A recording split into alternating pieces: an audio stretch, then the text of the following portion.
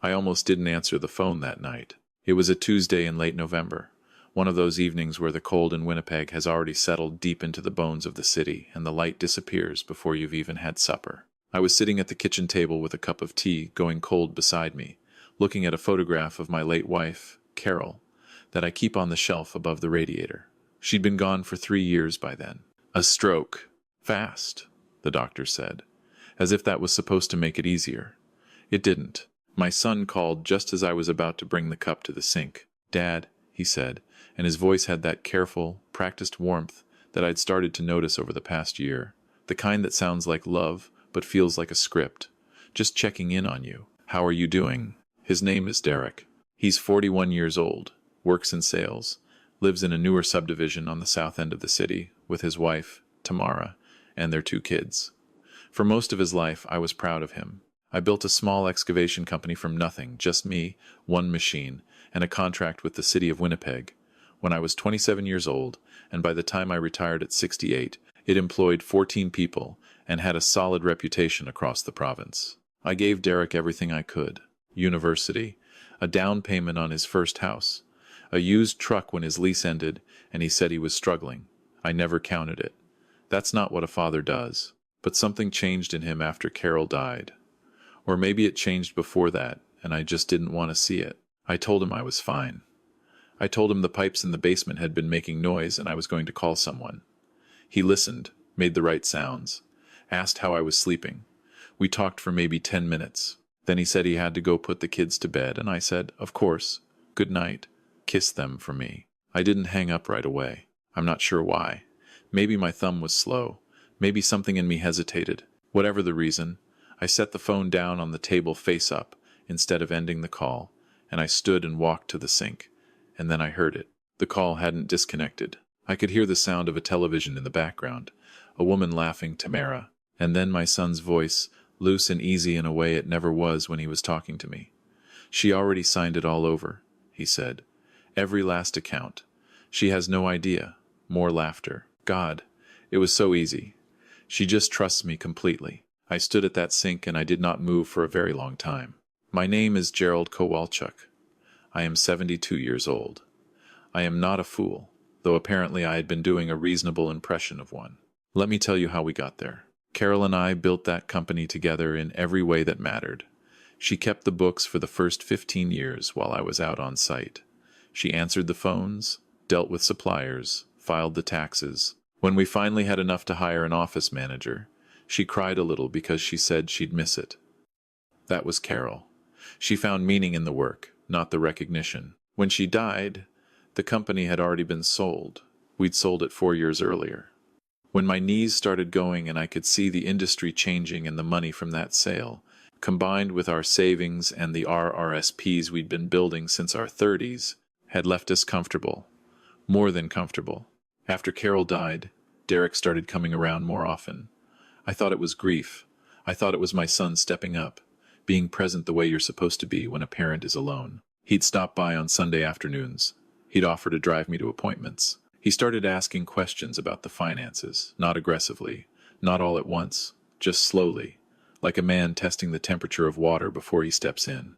He said he was worried about me managing everything on my own. He said the investment accounts were complicated, and I shouldn't have to deal with that stress at my age.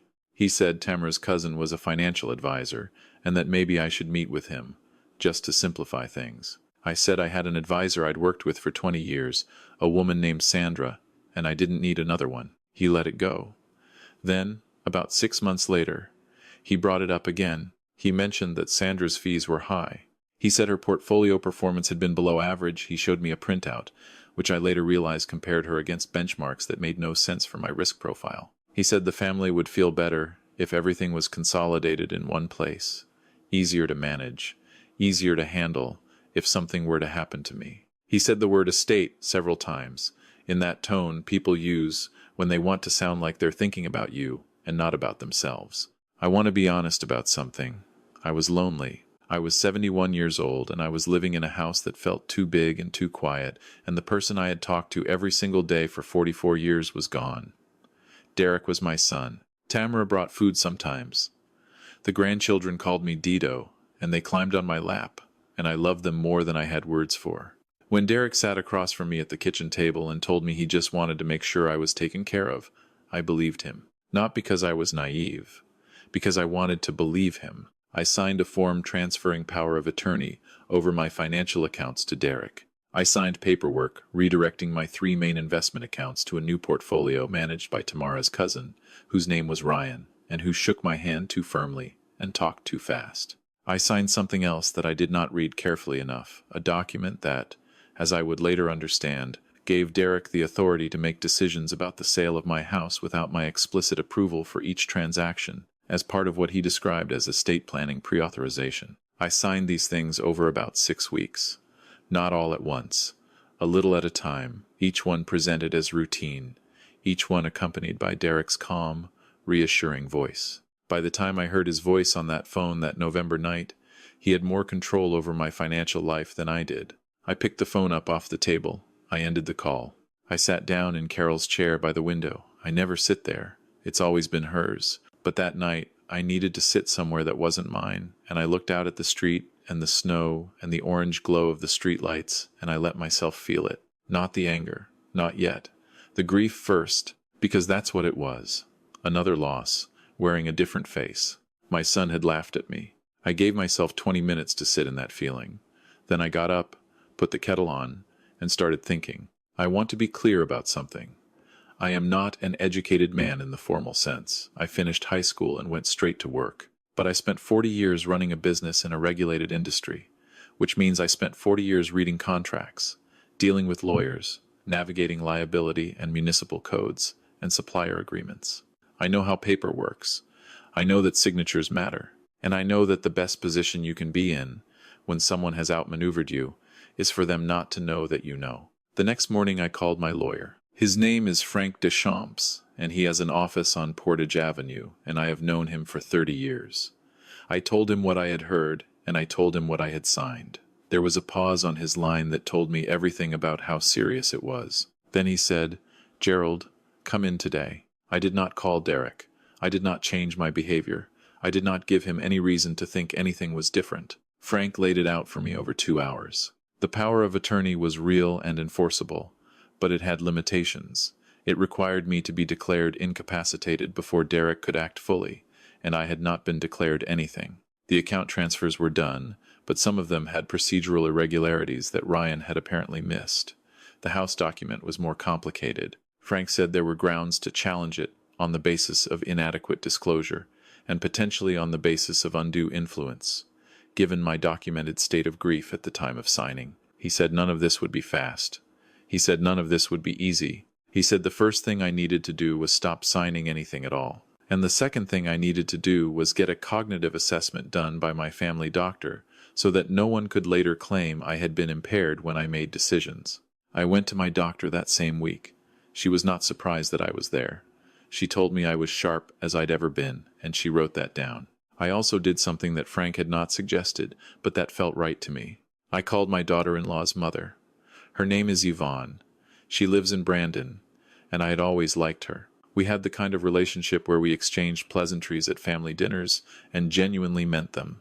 I did not tell her everything. I told her only that I was concerned about some financial decisions I had made recently and that I was revisiting them with my lawyer and that I wanted her to know in case things became complicated within the family. Yvonne was quiet for a moment, and then she said, very softly, "Gerald, I'm sorry," which told me she knew more than she had let on.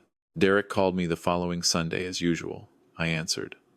I talked about the pipes in the basement again. They were still making noise, and about a documentary I'd watched about the building of the street. Lawrence Seaway. I asked about the kids. I said nothing unusual. I was pleasant. When I hung up the phone that time, I was the one who ended the call. About 3 weeks after my meeting with Frank, I got a call from Ryan asking me to come in and sign an updated investment mandate.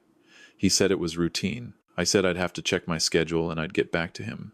I called Frank. Frank said that was exactly the move he'd been anticipating and that we needed to move faster. Over the following 2 weeks, Frank filed a revocation of the power of attorney, citing procedural irregularities in how it had been presented to me and the absence of independent legal advice at the time of signing, which is, as it turns out, a requirement under Manitoba law for POAs that grant broad financial authority. He also filed a challenge to the account transfer authorizations with the financial institution, supported by a letter from Sandra, my original advisor, who had flagged Ryan's credentials with her own regulatory body. The House document was withdrawn by Frank with a formal letter citing undue influence. Ryan's licensing was under review, and on a Thursday afternoon in January, my phone rang, and it was Derek. He didn't sound careful anymore. "Dad," he said, and his voice was tight in a way I had not heard since he was a teenager and had broken a window and tried to hide it.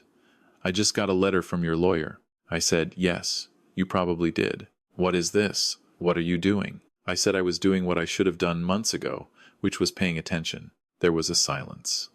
Then he said, "I was trying to help you. You're getting older. You can't manage all of this yourself." I told him that I had managed significantly more than this for significantly longer than he had been alive, and that I did not need his help in the way he had been providing it. He said, "Dad, come on, we're family." And I said, "I know. That's the only reason I'm not involving the police." The line went quiet. Then he said my name, once, in a voice I hadn't heard since he was a boy, small, uncertain, like someone who has just realized that the ground beneath them is not as solid as they thought. I don't know if it was genuine. I'd spent 40 years being certain I knew my son and I had been wrong about the part that mattered most. What I know is that it moved me. Not enough to change what I was doing, but enough to remind me why it hurt as much as it did. The revocation was processed. The accounts were reviewed.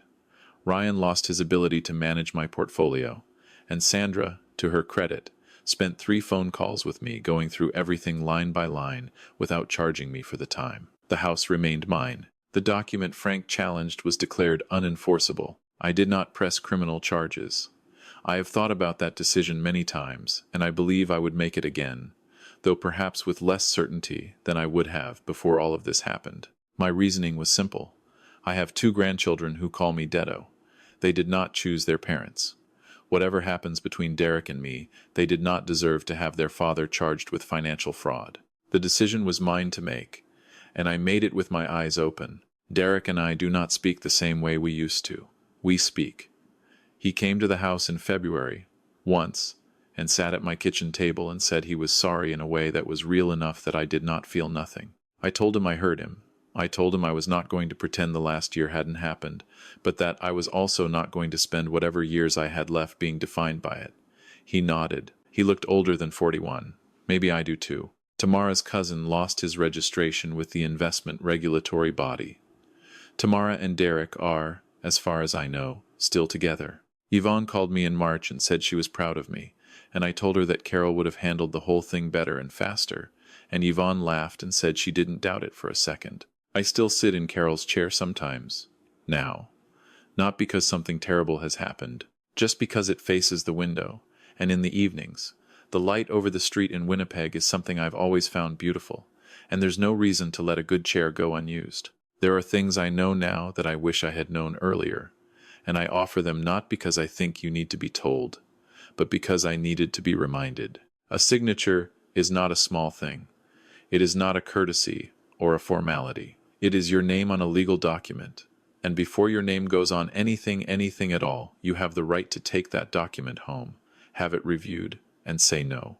It does not matter if the person handing it to you is a professional, a stranger, or your own child.